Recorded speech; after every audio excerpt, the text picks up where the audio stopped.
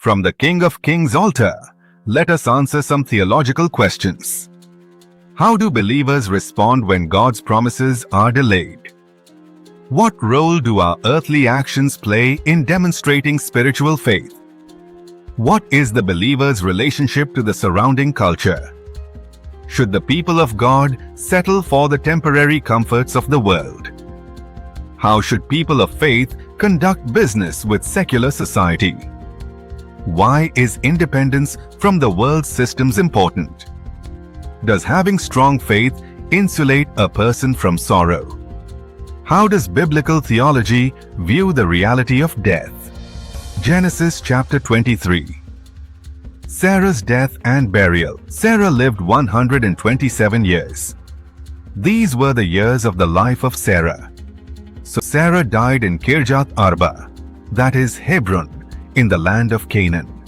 And Abraham came to mourn for Sarah and to weep for her. Then Abraham stood up from before his dead and spoke to the sons of Heth, saying, I am a foreigner and a visitor among you. Give me property for a burial place among you, that I may bury my dead out of my sight.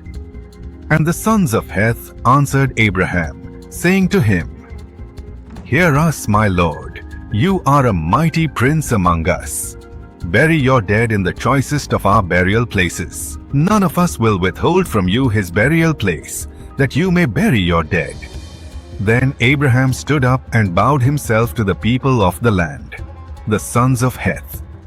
And he spoke with them, saying, If it is your wish that I bury my dead out of my sight, hear me, and meet with Ephron the son of Zohar for me, that he may give me the cave of Machpelah which he has, which is at the end of his field. Let him give it to me at the full price, as property for a burial place among you. Now Ephron dwelt among the sons of Heth.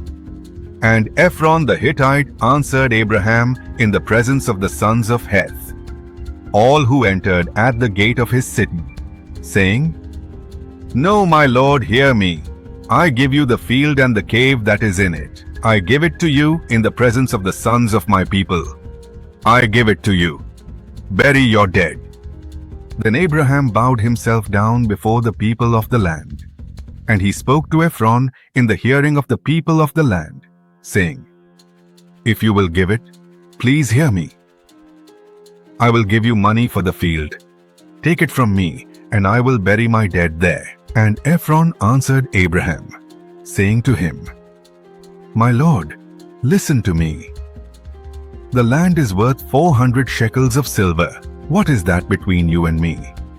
So bury your dead. And Abraham listened to Ephron. And Abraham weighed out the silver for Ephron, which he had named in the hearing of the sons of Heth, 400 shekels of silver, currency of the merchants.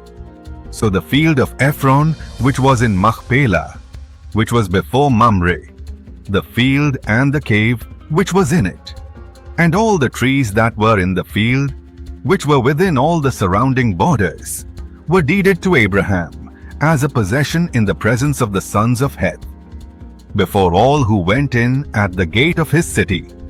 And after this, Abraham buried Sarah, his wife, in the cave of the field of Machpelah, before Mamre, that is Hebron, in the land of Canaan. So the field and the cave that is in it were deeded to Abraham by the sons of Heth as property for a burial place.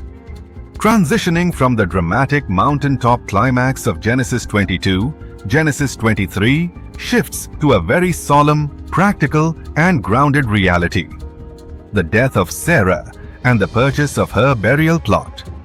While it reads largely like an ancient real estate transaction, Genesis 23 establishes several critical theological concepts about how believers interact with God's promises and the world around them.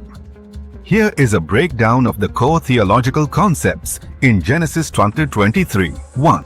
The down payment of faith, securing the promise. The most significant theological act in this chapter is Abraham's insistence on buying the Cave of Machpelah, anchoring to the promised land.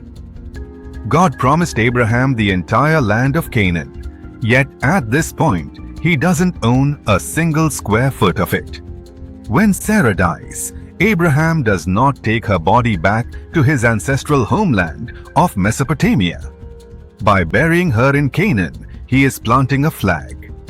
It is an act of faith that this land will eventually belong to his descendants. The guarantee of the covenant. The purchased burial plot becomes the first physical, legal piece of the promised land owned by the patriarchs. It serves as a physical down payment or earnest on God's larger covenant promise. 2.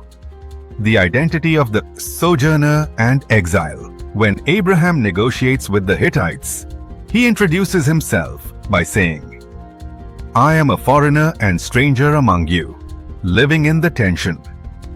Abraham is the man to whom the entire land was promised. Yet, he lives as a nomad with no legal standing. This introduces the profound biblical theme of the believer as an exile or sojourner, a heavenly country. Theologically, this establishes that the people of God live in the world, but are not entirely of it. They live in the tension of waiting for God to fulfill His ultimate promises, looking forward to a permanent home rather than settling for the temporary structures of the present world. 3. Righteous conduct and witness in the secular world. The lengthy negotiation between Abraham and Ephron. The Hittite highlights the ethics of a believer interacting with the surrounding culture, refusing unholy indebtedness. The Hittites politely offer Abraham any tomb for free. Abraham firmly refuses, insisting on paying the full price of 400 shekels of silver. If he took it as a gift, it could later be reclaimed by Ephron's descendants, or it could make Abraham indebted to a Canaanite ruler. Integrity and independence. By paying full market value in a public, legally witnessed forum, Abraham ensures his claim is undisputed.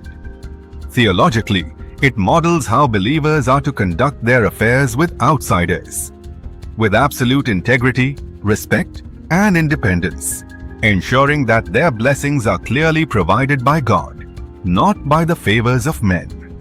4. The dignity of mourning and the reality of death. The chapter begins by recording Sarah's age at her death. She is the only woman in the Bible whose exact age at death is recorded. And Abraham's deep grief. Faith does not erase grief.